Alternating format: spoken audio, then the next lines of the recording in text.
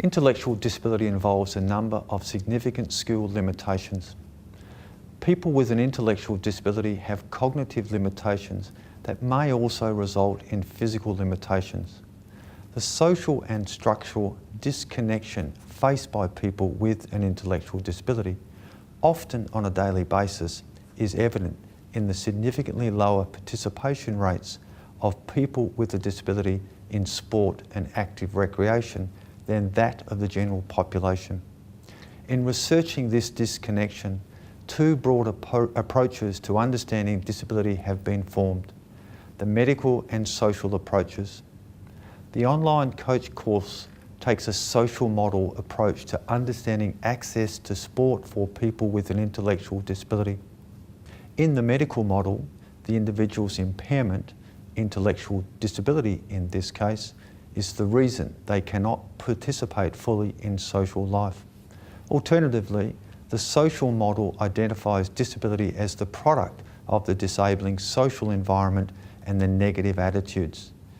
In the case of sport and active recreation, the social model addresses the need to make sporting environments at clubs, schools or local facilities more welcoming. Congratulations! By you undertaking this course, you are helping us all take a step to creating a more welcoming environment for people with an intellectual disability to access sport. The learning intentions for this lesson are: recognise intellectual disability may be characterised by limitations in cognitive and physical functioning. Identify appropriate terminology to use when working with people with an intellectual disability.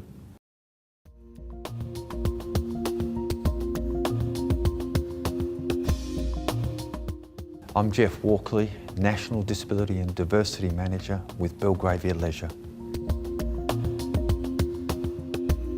I'm fortunate to have a lifelong experience from my early days as a child living in a small country town where sport was an important part of the community.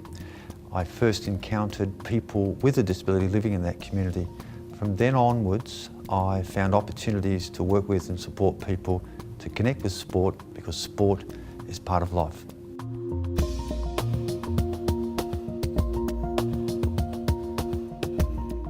All people encounter some challenges when trying to engage with sport. So do people with an intellectual disability.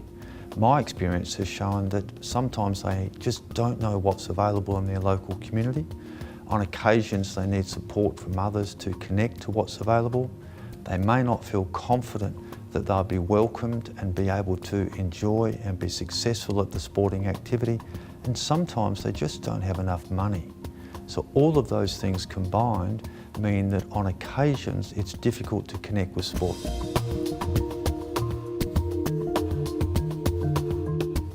It's people that matter.